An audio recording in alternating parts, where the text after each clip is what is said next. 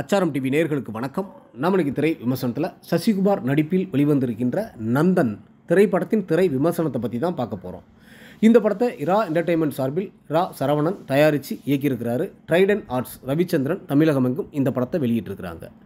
சசிகுமாருடன் இணைந்து Shruthi Periyasamy, Samuthirakani, master S Madhesh, V Gnanavel, Nila Sudhakar, G M. Kumar, Sakthi Saravanan, Siddhan மோகன், மிதுன் போஸ், பாலாஜி சக்திவேல், கட்டெரும்பு ஸ்டாலின் மற்றும் பல நட்சத்திரங்கள் நடிச்சிருக்கிறாங்க. இந்த படத்தோட கதை என்னென்னு பார்த்தீங்கன்னா, புதுக்கோட்டை மாவட்டத்தில் உள்ள ஒரு கிராமத்தில் பஞ்சாயத்து தலைவராக இருந்து வருகின்றார் பாலாஜி சக்திவேல். அந்த பஞ்சாயத்து தொகுதி தனி பஞ்சாயத்து தொகுதியாக அறிவிக்கப்படுகின்றது. தொடர்ந்து ஆதிக்கம் செலுத்தி வந்த ஜாதிய உணர்வு கொண்ட தலைவர் பாலாஜி சக்திவேல் இதை பொறுத்து கொள்ள முடியாமல் வேறு வழியின்றி தன்னிடம் அடிமை போல வேலை செய்யும் தலித் சமூகத்தை சேர்ந்த குழுவனை என்றழைக்கப்படும் அம்பேத்குமார் என்கின்ற சசிகுமாரை எந்த போட்டியும் இல்லாமல் தலைவராக்குகின்றார் பாலாஜி சக்திவேல்.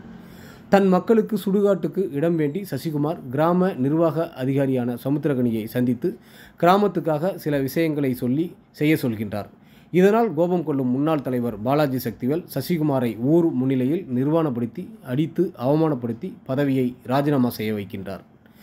மீண்டும் வேறொரு தலித் நபரை போட்டியின்றி தலைவராக்க முயற்சி செய்கின்றார். இந்த முயற்சி நடந்ததா? சசிகுமார் என்ன முடிவெடுத்தார் என்பதே இந்த படத்தின் மீத கதை.